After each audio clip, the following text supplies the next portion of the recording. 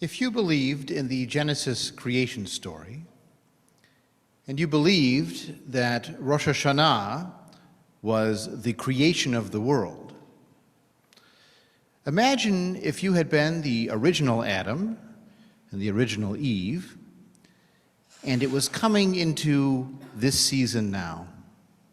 Remember, Rosh Hashanah is in the fall. You committed your sin. You were told death is in the world and you will die. You didn't quite know what that meant, not having ever seen anything die in your experience, but you knew that death was coming. You went through what we call now October. You went through what we now call November, and the days got shorter and shorter. The nights were longer and longer. It was darker and darker and darker. And maybe you said to yourself, this is it. This is how it ends. Death is death for everything. The sun will go out. But then, when you got past what today we call December 21st, and the nights got a little bit shorter and a little bit shorter, and the sun grew a little bit brighter and a little bit brighter, you realized, oh, this is the way the world works. It has nothing to do with the end of my life. According to a midrash, a creative retelling of the story, in the tractate Avodah Zarah in the Babylonian Talmud, the rabbis imagined that because of that experience of the light getting dimmer and dimmer and dimmer and then brighter and brighter and brighter, Adam instituted a holiday, a festival to take place in that season when he would light lights that would remind the sun to burn brighter or remind him that the brightness would come again. Now, according to this story, Adam instituted it with the proper faith and intention, but later on the pagans took it over, like the Romans or the Babylonians, and they did light festivals that time of year too, but it was for the wrong reasons. Centuries later, after the supposed Adam story, there's a story we read about concerning the Maccabees, who reconquer a temple in Jerusalem, who rededicate that temple. The word for dedication in Hebrew is Hanukkah. They rededicate that temple, and it also describes them lighting a light. But in the version of the story the Maccabees told, they simply lit the light, and it did not last for 8 days. When the Jewish Roman historian Josephus wrote his account of the story in the 1st century of the Common Era, some 300 years after the Maccabees, he also does not mention the light lasting for 8 days, but he does say that when they instituted a holiday, they called it lights. Now the question remains, the anthropologist in me asks, did the Maccabees start something new when they lit that light in that season? Or were they reclaiming something old? After all, Christmas didn't used to be a big holiday in the Christian world. It was adopted as a way to adopt a Roman holiday, when you would light a fire in memory of the birth of the sun, S-U-N, not S-O-N. Well, we have this long human experience of knowing it gets darker and then knowing it gets lighter again. It's an old and universal experience with the cycle of the seasons. And so there are holidays of light when it is dark out in many cultures. There's Diwali in Hinduism. There's a Shinto fire festival common in Japan. And of course, we know about Christmas lights. It's natural for us to understand why people would want to light lights in this season. After all, some of it is that imitative magic. The sun needs a reminder. Hello, get brighter. Let's add more lights. We also know psychologically that some people suffer a change in mood, a depression, as it gets darker and darker. We now call it seasonal affective disorder. And so maybe part of that tradition of lighting lights in this season evolved with the psychological wisdom behind it, that we felt better if we had more light, and so we lit it artificially. Maybe it was just the practicality. Have you ever tried to find anything outside at 5 o'clock these days? It's impossible. It's so dark. Now, some of that's daylight saving. That we've imposed on ourselves. But some of it is simply the season. And maybe there's a practicality. Let's light more light. We need to see. We also know that in a pre-electricity era, light was also a source of warmth. And it just so happens that as it gets darker, it also gets colder, and we might need both. And of course, in Western culture today, we are now nearing the end of the calendar. We're into the last month of our current 12-month calendar. Of course, it's not the last month in the Jewish calendar. That doesn't happen until what we call August. So it's not the end of the Jewish calendar, but in the culture in which we tend to live and in the language in which I'm speaking, December is a time of ends and imminent beginnings. Now, for Jews sitting at this month, at the end of 2023, it can feel like dark times in many ways.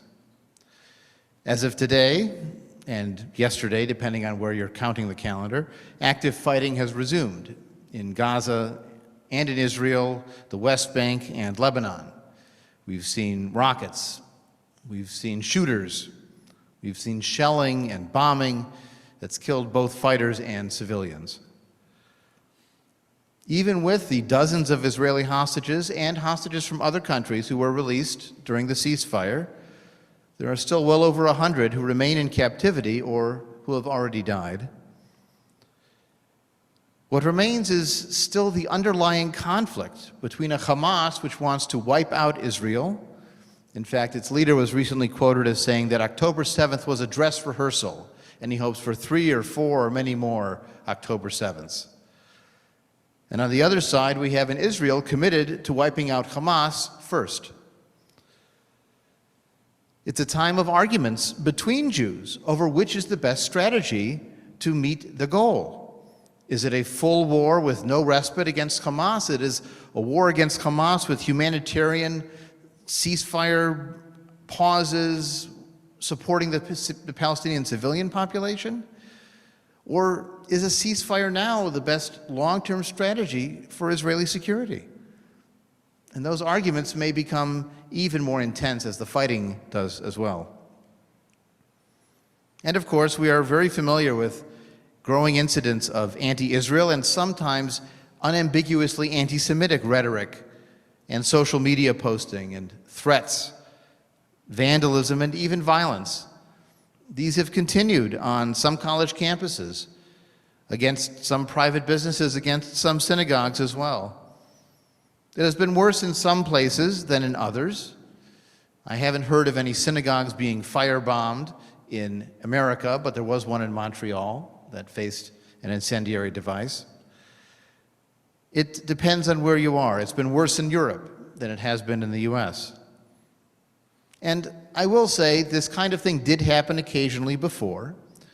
As one example, every time the Institute, which I work for, or Kol Hadash, which I supervise their social media posting, every time we boost a post that goes out to the general public, we'll get some nasty comment from what I call a keyboard warrior who feels the need to talk about how bad Israel is.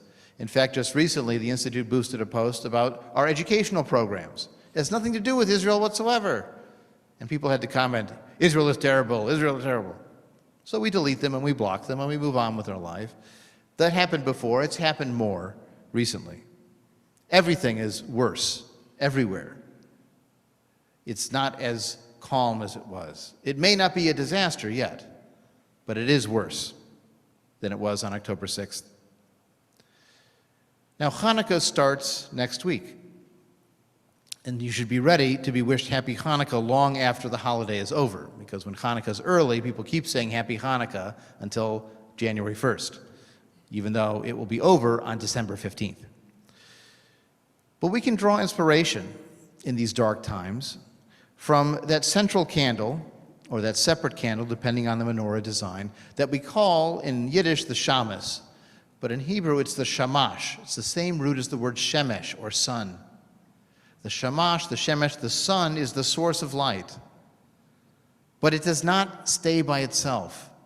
It takes its light and makes more light without dimming its own. The shamash burns just as bright after lighting 8 candles as it does when it is first lit. And so what we have to do is we have to look for those points of light in these dark times. And they are there, and we can find them. I want to share 5 of them with you. I'm sure you can think of others as well. The first point of light, and I spoke about this last month as well, we Jews are not alone. As I said before, this is not another Kristallnacht, both in scale and in the Jewish position in society. Kristallnacht was sponsored by the Nazi government. It was endorsed by them. After Kristallnacht, thousands of Jews were arrested, and they were forced to pay the damages for their own destruction. Today, the American and European governments are squarely behind their Jewish communities and against anti-Semitism.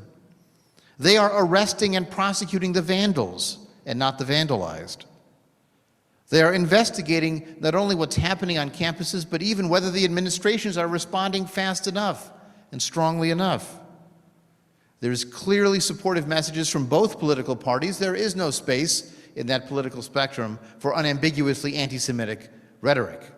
There's some debates over Palestinian solidarity and what kind of language is appropriate. But by and large, there is no acceptance for unambiguous anti-Semitism. There are debates over what counts, but what's beyond the pale is over the line. I'll give you one example. Just this week, there was a protest in New York City in a Palestinian solidarity movement. It was happening around the same time they were lighting the Christmas tree at Rockefeller Center. There were about 1,000 people there, which sounds like a lot, but in New York, 1,000 people is not as hard to get as maybe some other places. At that protest, someone showed up with a sign that had a swastika on it. His fellow protesters took the sign from him, shouted him down, and tore up the sign. Now, maybe they were doing that because they didn't want to be implicated by having that seen at their protest. Maybe they were also doing it to say, this is not acceptable. Even if it was for PR reasons, they knew it was not acceptable to see something like that at their protest. That they can be pro-Palestinian without having to be anti-Semitic. Well, this is just one more demonstration that we are not alone. We are not dealing with this on our own. A second point of light. In November, there was a large rally to support Israel, to support freeing the hostages and to support the opposition to anti-Semitism.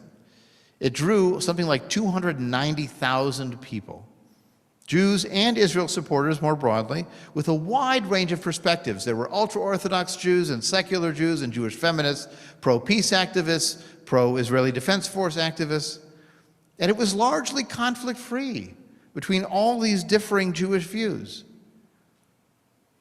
The focus was on shared priorities. And we've also seen that the dialogue between Israel and the United States has produced some positives. Israel is listening to American concerns expressed about humanitarian issues and has moderated their approach to fighting the war in response to those concerns. So there is a dialogue happening, there is communication being maintained. A third point of light. In Israel, people have rallied around the country and around the flag, if not necessarily around the government. The government for them right now is a necessary evil. If polls have shown that if there were an election today, the current government and Netanyahu would be thrown out on their ear. But what has happened to cause the country to come together? It's the fear, it's the threat, it's the need for collective action, and people have stepped forward.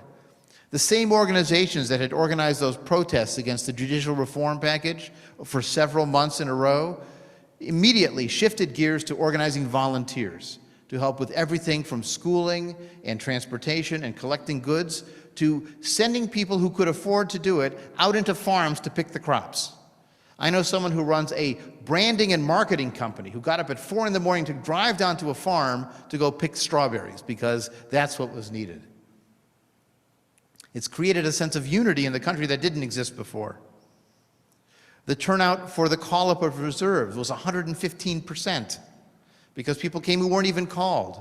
People from overseas who weren't subject to a draft recall came anyways. There's a strong national consensus among Israeli Jews, if not necessarily among Israeli citizen Palestinians, on the objectives for this conflict. There's strong support for these displaced communities and individuals from the north and from Gaza. We've even seen ultra-Orthodox Haredi support for the state skyrocket. And 2,000 ultra-Orthodox Jewish men volunteered for the Israeli army, when that was seen as anathema to that community for so long. I mean, 2,000 is not that big, given the size of that community, but it is much more than was the case before. And there is no more word of this judicial reform that split the country in half over the past 9 months. Everyone accepts that's likely gone and off the table. So there is unity in Israel. That's a sign of light. A fourth one. A month ago, I asked, what happens next?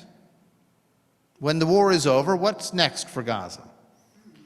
At the time, we had no ideas. People have begun talking about the afterwards.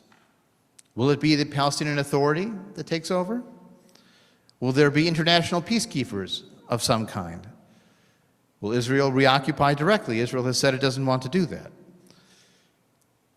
There are still lots of unknowns in that question. We don't know what happens when the Israeli Defense Forces progress into central or south Gaza. We don't know what the end game will be for Hamas. Israel has said that they want to make Gaza unable to attack Israel and eliminate Hamas. But would they accept exile instead of destruction?